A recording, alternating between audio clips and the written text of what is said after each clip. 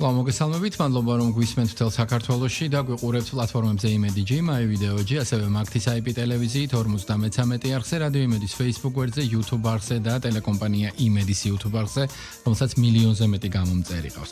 შემოგვიერთდა საავტომობილო ფედერაციის პრეზიდენტი შალვა ოკბაიძე და ჩვენ გადაცემის ამ ნაწილში ვისაუბრებთ ზამთრის მთავარ რისკებზე გზაზე, ეს არის თოვლი, ყინვა, შემცირებული ხილვადობა, გზის საფარის ცვალებადობა და რა უნდა გავაკეთოთ, რა წესები უნდა დავიცვათ იმისთვის, რომ გზა მეტად უსაფრთხო იყოს, მით უფრო რომ გარემოს ეროვნული სააგენტო ავრცელებს ინფორმაციას, რომ დღეს როგორც დასავლეთ ისე აღმოსავლეთ საქართველოში წვიმაა ნავარაუდები, ასევე 3 თებერვლიდან 4 თებერვლის დილამდე დასავლეთ საქართველოში მოსალოდნელია ნალექი, ზოგან ძლიერი, ზღვაზე შესაძლებელია 3-4 ბალიანი შტორმი, ქვეყნის ტერიტორიის უმეტეს ნაწილში ქროლებს დასავლეთის ძლიერი ქარი, მაღალმთიან რაიონებში მოსალოდნელია თოვა, დიდთოვლობის, ქარბუქის, ხილვადობის გაუარესებისა და სხვა საშიშროების გამო საავტომობილო გზების ცალკეულ მონაკვეთებზე შესაძლებელია შეიზღუდოს ტრანსპორტის მოძრაობა. ბატონო შალვა, მოგესალმებით და მადლობას გიხდით გადაცემაში მონაწილეობისთვის. მოდით დავიწყოთ ყველაზე მთავარი თემით ამ დროს. როგორ უნდა ვიმოძრაოთ მოყინულ გზაზე, რა რისკებს ქმნის ზამთარი და უპირველესად რა მართებს ავტომობილის მძღოლს. პირველ რიგში მოგესალმებით ამ არაჩვეულებრივი გადაცემის მსმენელებს და საერთოდ მინდა ხაზი გაუსვა, რომ იმედი და ეს გადაცემა ძალიან დიდ დროს უთმობს საგზაო მოძრაობის უსაფრთხოების საკითხებს, რაც მეტად მტკივნეული და ამავდროულად მეტად მნიშვნელოვანია თითოეული ჩვენთაგანისათვის, ვისაც მგზავრობა გვიწევს, ვისაც აჭესთან ჯდომა გვიწევს, ან უბრალოდ ავტომობილით გადაადგილება გვიწევს ჩვენი და ჩვენი ოჯახის წევრების. იცით, ზამთარში ავტომობილის მართვა ეს არის ცალკე ხელოვნება, ცალკე უნარები, რომელიც აუცილებლად უნდა გარკვეული დოზით მეტნაკლებად ყველამ უნდა ვიცოდეთ, მაგრამ ისევე როგორც ჩვენი სახლის გათბობის სისტემას ვამზადებთ სადღაც ზაფხულის შემდგომ შემოდგომაში, რომ ზამთარში გამართულად იმუშაოს, ასევე ჩვენ ავტომობილსაც გარკვეული ჯერ ავტომობილს სჭირდება მომზადება. მომზადება ჭირდება იმ თვალსაზრისით, რომ აუცილებლად უნდა მოვაწესრიგოთ ჩვენი ავტომობილის ძრავას, გაგრილების სისტემა, მხედველობაში მაქვს ანტიფრიზი, თუ კი ზაფხულში ცოტა ჟონავს გაგრილების სისტემიდან და ხშირად გვიწევს გამოხდილი წყლის დამატება, ჩავთვალოთ, რომ ამით ეს იგივეა ჩვენს ჩაიში, რომელშიც 3 კოზი შაქარია ჩაყრილი და მუდმივად წყალი რო ვამატოთ, ეს სითქმოს საერთოდ დაკარგავს, ანუ კონცენტრაცია საერთოდ იკარგება, რაც დიდ რისკს ქმნის იმისა, რომ ყველაზე ძვირადღირებული ელემენტი, როგორიც არის ავტომობილის ძრავა, მისი ბლოკი ყინვამ გაგლიჯოს და დააზიანოს, რაც დიდ ხარჯებთან არის შემდგომ დაკავშირებული. გარდა ამისა, მნიშვნელოვანია მინის ჩამრეცხი სითხის, ესე ვთქვათ, როგორი სითხე გვისხია. ძველად, ეხლა ავტოქიმიის განყოფილება ნებისმიერ საავტომობილო იმ მაღაზიებში, სადაც საავტომობილო აქსესუარები იყიდება, დიდი არჩევანია, მაგრამ ჩვენი ახალგაზრდობის დროს მე გავიხსენებ ღიმილით, როდესაც ბაკურიანში ძალიან დიდ პრობლემას ქმნიდა მინის ჩამრეცხი ავზაკში, ეგრეთ წოდებულ ბაჩოქში წყლის გაყინვა. ის ლამის თბილისამდე სანამ ჩამოვიდოდით, ის არ დნებოდა ხოლმე. ამიტომ ჩვენ გქონდა ძველი მეთოდი, თუ კი რამე ნარჩენი არაყი და მაღალი გრადუსის ის ქონდა სახში დაჩენილი, ჩვენ ამას ვასხავდით ხოლმე, რომ წყალი არ გაყინულიყო. ამიტომ ესეც მნიშვნელოვანია, ხუმრობა იქეთ იყოს, მაგრამ მნიშვნელოვანია, იმიტომ რომ ფიზიკას ახმარდით. რა თქმა. გარდა ამისა, მინის გაყინვა. მინის გაყინვას არავითარ შემთხვევაში არ უნდა ვეცადოთ ჩვენი მინის ჩვეულებრივი მწმენდი. ჩავთვალეთ, რომ ამ მინის ჯაგრისის 2 მოძრაობის შემდეგ ისინი უბრალოდ გადასაყრელია.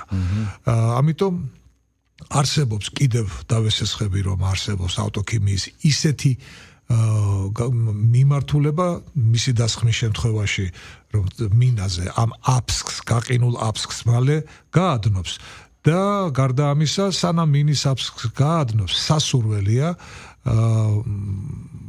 დაახლოებით ისეთი მაღაზიებში იყიდება პლასმასის საფხეკი სპეციალური და ამ პლასტმასის საფხეკით შევეცადოთ ამ აფსკის მოცილება და ამის შემდგომ ვიხმაროთ უკვე შესაბამისი სითხე, ხოლო ამის შემდეგ პარალელურად ზრავის გათბობის და შეგვიძლია უკვე მინებიც გავწმინდოთ. საბურავებზე მინდა ვისაუბროთ. ახლა გადავიდეთ საბურავებზე. კანონია გამკაცრებული ზამთრის საბურავები. საბურავამდე რახან ზრავაზე ვსაუბრობ, ერთსაც ვიტყვი და ამით დავასრულებ, ეს არის აკუმულატორი. აკუმულატორი საერთოდ ისევე როგორც მაგალითად ლითონი იცდება სიმტკიცეზე, აკუმულატორს ცდის სიცივე. ესე იგი, შემოდგომის მიწურულს, როგორც კი პირველივე ძრავის გასაღების, ანთების სისტემის გასაღების გადაწევისას ცოტა ესეთი ზარმაცად დატრიალდა ძრავი, ეს არის პირველი ნიშანი, რომ ზამთარს ვერ გაიტანს და ამიტომ უნდა ვიზრუნოთ, რომ ან დავამატოთ რაც საჭიროა აკუმულატორის მომსახურებაც არსებობს, თუმცა მომსახურებელ აკუმულატორზე არ ჩავატაროთ ექსპერიმენტი და უბრალოდ უნდა შევცვალოთ. ყველაზე მნიშვნელოვან ელემენტს მივადექით საბურავებს. საბურავები კარგია და ძალიან პოპულარულია, ძალიან მარტივი რჩევაა, რომ უნდა შევიძინოთ ზამთრის ეგრეთ წოდებული ფიფქიანი საბურავები, მაგრამ აქვე უნდა დავძინო, რომ ზამთრის საბურავები ფიზიკის კანონს ვერ ცვლის. ის ვერავითარ შემთხვევაში ადამიანის ფაქტორს ვერ შეცვლის. თუმცა ახლა საბურავებზე ვსაუბრობთ, შემიძლია გითხრათ, რომ თუ კი ჩვენ დედაქალაქიდან არ გვიწევს გასვლა, არ ვართ თქვათ გუდაურში წამსვლელი კატეგორიას არ განვეკუთვნებით, ან ბაკურიანში თუ წელს არ მიყვოს ოჯახი, ხო? შეიძლება ჩვენ თავს მივცეთ უფლება და გქონდეს სრულსეზონური საბურავი. ოღონდ როდესაც თბილისში მოთოს, მაშინაც კი თავი უნდა შევიკავოთ, ხოლო თუ გვიწევს ასვლა ცალსახად, მით უმეტეს კანონი კრძალავს, მაგრამ კანონის აკრძალვის გარდა ჩვენ თვითონ ჩვენ თავს უნდა თვით აკრძალვა დაუწესოთ, ასე ვთქვათ, იმიტომ რომ საკმარისია, თუნდაც პოლიციის ეკიპაჟი არ იდგეს ესეთ განსაზღვრულ, კანონით განსაზღვრულ ადგილებზე და ჩვენ მიგვიშვან, ხო? ეს ჩვენი მოგზაურობა დამთავრდება სულ რაღაც რამოდენიმე ასეულ მეტრში და ვიქნებით სხვის, ასე ვთქვათ, დამხმარე ძალის იმედად, ეს ევაკუატორი იქნება, ტრაქტორი იქნება თუ ასე შემდეგ. ამიტომ ეს იქნება ჩემი მეგობრული რჩევა, რომ არავითარ შემთხვევაში ჩვენ არ გავრისკოთ ზამთრის საბურავების გარეშე იმ ადგილებში წასვლა, სადაც ვიცით გარანტირებულად, რომ არის თოვლი. რაც შეეხება საბურავიცაა და საბურავიც. ჩვენს ქვეყანაში ხშირად შემოდის, მე არ ვიცი ახლა, მე ჩემი მხრიდან დავძენ, რომ სამწუხაროდ. მე ამის არის კატეგორია, ვინც ამას ამართლებს, რაღაც სიაფის თვალსაზრისით არის კატეგორია, რომელიც კატეგორიული წინააღმდეგია და მე მეორე კატეგორიას განვეკუთვნები, იმიტომ რომ ისევე როგორც თქვენ შვილს ვადაგასულ კარაქს პროდუქტს არ შეუძლებთ, არავითარ შემთხვევაში არ შეიძლება ვადაგასული საბურავსაც ექსპლუატაციის ვადა აქვს. საერთოდ ითვლება, რომ 10 წლამდე აქვს, მაგრამ 10 წელი იმ შემთხვევაში თუ კი ამ საბურავს რეალურ კარგ პირობებში ინახავენ. ეს გარაჟში დგას, ან და ასე შემდეგ, მაგრამ თუ ის ზამთრის საბურავი სადღაც ფარდულში მზის გულზე 45 გრადუსის ქვეშ არის, ჩათვალეთ, რომ ის 1 წელიწადში იცი რა შევადაროთ, მოდი წელიწადში ის უკვე მას დაკარგული აქვს უკვე ის დრეკადობა და ელასტიურობა, რითაც ის განსხვავდება ჩვეულებრივი სრულსეზონური საბურავისგან და ერთი წუთით წარმოვიდგინოთ საშლელი, რომელიც რაღაც პერიოდი სახლში არ ხმარობდა, დაგჭირდა ეს საშლელი და ავიღე და ქვასავით არის. ის საშლელი უბრალოდ დრეკადობა დაკარგული აქვს და ვერ საშლელობს უკვე. ასევე ის საბურავიც ვერ ისაბურავებს, თუ შეიძლება ასე ითქვას, რომელიცაც ეს გინდაც 6 წლის იყოს, მაგრამ არასწორად არის. რატომ არის მნიშვნელოვანი წესების დაცვა? იმიტომ რომ თუ ახლა ადამიანები გვისმენენ, რომლებსაც ცოტა სკეპტიკური დამოკიდებულება აქვთ აი ამ განსაკუთრებული ცვალებადი, ვთქვათ, ამინდების კუთხით და ხშირად ამბობენ ხოლმე და გვსმენია განა რასთოვს ამ თბილისში ისე ძალიან რას ყინავს, რომ აუცილებელია ვთქვათ ამ წესების დაცვა, იმიტომ რომ ძვირადღირებულია და გასაგებია, ვთქვათ, საბოლოო ჯამში მაინც ყველაფერი ფინანსებთან მიდის. მინდა ახსნათ და კიდევ ერთხელ ამ ადამიანებს დავანახოთ მთავარი საფრთხეები, რა შეიძლება იყოს ამ დროს. თქვა დაუდევრობა,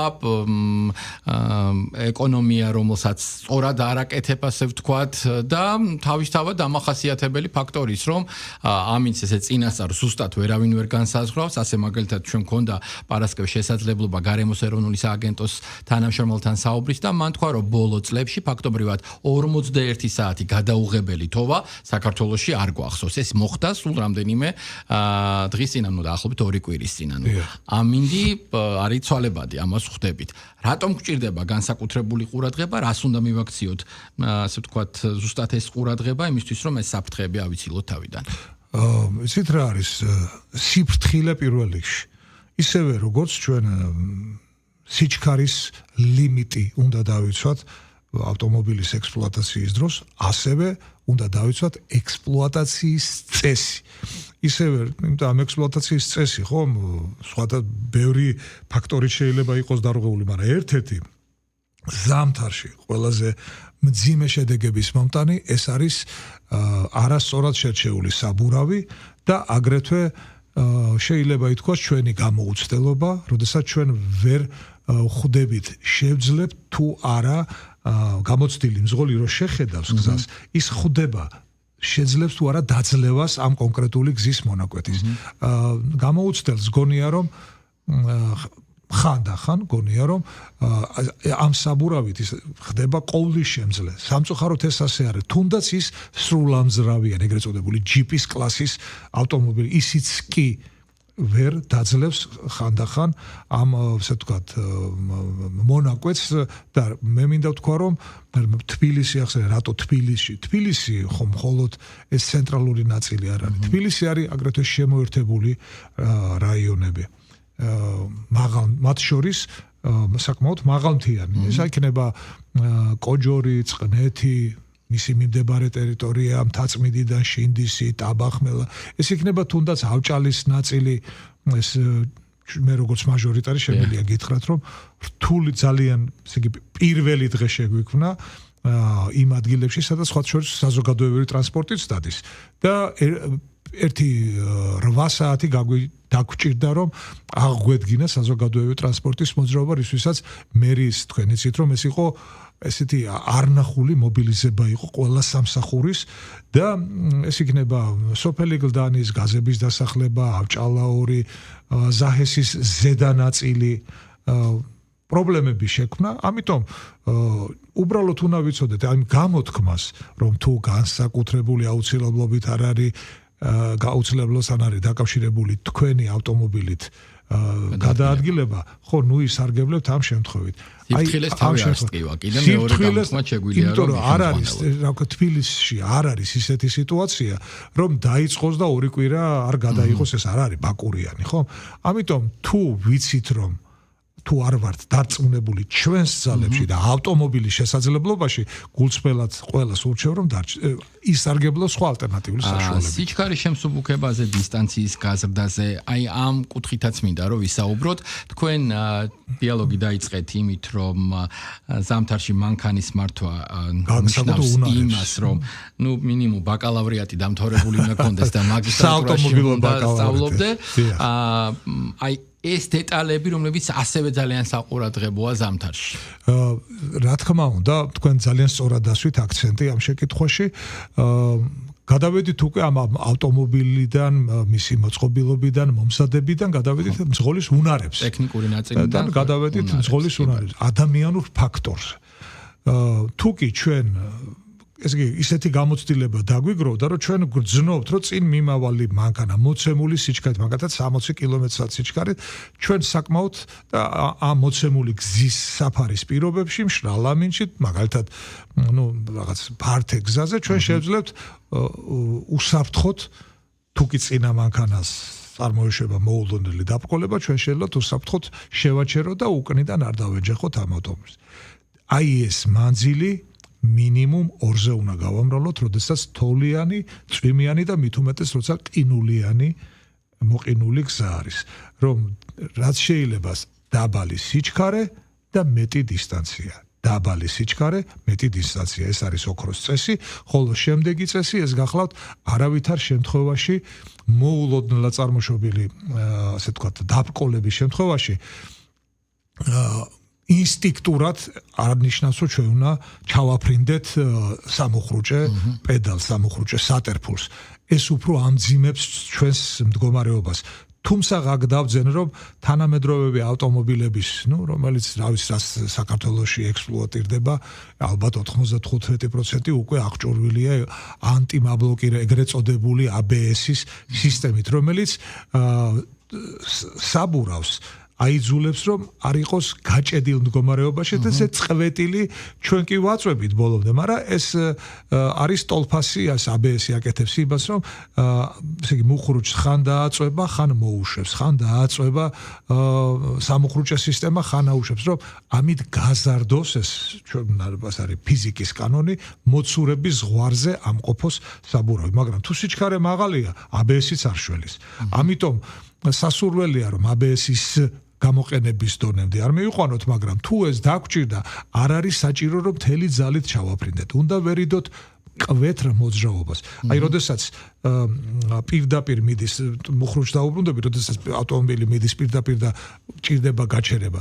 თუ კი თლებს მარცხნივ მიმართავ და მუხრუჭს ბოლომდე დავაწვევით, ავტომობილი მაინც ინერციით გააგრძელებს სწორ ხაზობრივ მოძრაობას, მაგრამ საკმარისია ჩვენში ვიპოვოთ ძალა და ეს ძალა მოდის, რა თქმა უნდა, ამას ფიგურალურად, რომ ესეთი უნარი ქონეს გამომუშავებული, რომ საკმარისია ოდნავ ავიღოთ მუხრუჭიდან ფეხი იმ წუთში ავტომობილს გარკვეული დოზით უბრუნდება მართვის უნარი და ის შეეცდება, რომ აი საითკენაც საჭით მიმართეთ თვლები, მიმართველი თვლები, ხო?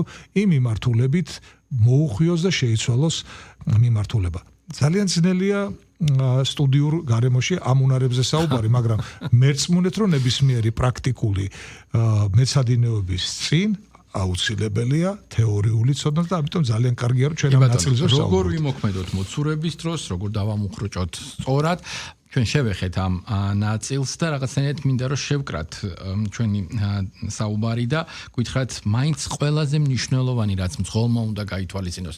თავარი გამოწვევები საჭესთან ყოფნის დროს ზამთარში ეს არის მაქსიმალური კონცენტრაცია. მაქსიმალური კონცენტრაცია და მაქსიმალური კონტაქტი გარემოსთან.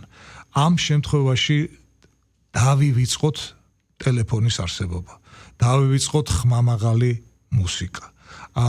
ავტომობილი უნდა იყოს აუცილებლად უნდა ვიცოდეთ შიდა სალონის ვენტილიაციის ელემენტარული პირობები. არ უნდა იყოს შეორთქლილი წინა მინა. კონტაქტი უნდა გქონდეს გარემოსთან. რომ ნებისმიერი ავტომობილის პირველი ფაზა, როდესაც ის მოცურდება, აი ეს პირველი ფაზა არ გავუშვათ. ამ დროს შველა ჯერ კიდევ შეიძლება, მაგრამ საკმარისია ჩვენ ერთხელ დავხედოთ მობილურ ტელეფონს და ყველაზე დამღუპველი ამ ბოლო დროს მე ამას ვამბობ, რომ ეს არის საშინელება, როდესაც ერთი უბედურებაა საუბარი რაღაც თქვათ კონცენტრაციის ნაწილი მიაქვს, მაგრამ მხედველობას მაინც არ აკავებ, ხო? აი, როდესაც უკვე ადამიანები ჩახყურებენ ტელეფონს და უფრო უარესი როდესაც ისინი რაღაც ტექსტს კრეფენ, ჩათვალეთ რომ მანდ უკვე ვერაფერი ვეღარ გვიშველის, ამიტომ კიდევ ერთხელ მაქვს მე ამის უფლება, ჩემი გამოცდილება მაძლევს ამის უფლებას, რომ ყველას ურჩიო რომ არავითარ შემთხვევაში არ დაკარგოთ კონტაქტი გარემოსთან, მუდმივი ესეთი ყურადღებით, კონცენტრირებულად, არა დაძაბულად, არამედ უბრალოდ არ გაუშვათ ის მომენტი, როდესაც მანქანა ოდნავ მოცურდება, ამ დროს კიდევ შეიძლება შველა და ეხლა ყველაზე მარტივი როგორც ველოსიპედის პრინციპზე არის, როდესაც ჩვენ გვასწავლეს ველოსიპედი და პირველად გავიარეთ, გვასწავლეს ესეთი რამე, რომ საითკენაც ასე თქვათ თითქოს იქცევიქითკენ უნდა მიმართოს საჭეს. ზუსტად ასე არის ავტომობილში. აი თუ შეატყვეთ რომ თქვათ მანქანის უკანა ნაწილი წაიღო მარჯვნივ, საჭე რა თქმა უნდა მომართოთ მარჯვნივ და პირიქით. ოღონდ ეს საჭის მომართვა არ უნდა იყოს მკვეთრი, ეს უნდა იყოს რბილა, თორემ შეიძლება კონტრ შემოქნევით მეორე მიმართულებით შემოიქნიოს ავტომობილმა კუდი ბოლო ნაწილი. ამიტომ მე ყველას ვურჩევ რომ ფრთხილად ყურადღებით, განსაზღვროს თავის შესაძლებლობა, ავტომობილის შესაძლებლობა და ყველას უსურვებ უსაფრთხო მგზავრობას. დიდი მადლობა. წარმატებებს გისურვებთ. შალვა ოგბაიძე, საავტომობილო ფედერაციის პრეზიდენტი საუბრობდა პირდაპირ ეთერში და ჩვენ ზამთრის საავტომობილო უსაფრთხოებაზე შევაჩერეთ თქვენი ყურადღება. მადლობა დათმობილი დროისთვის.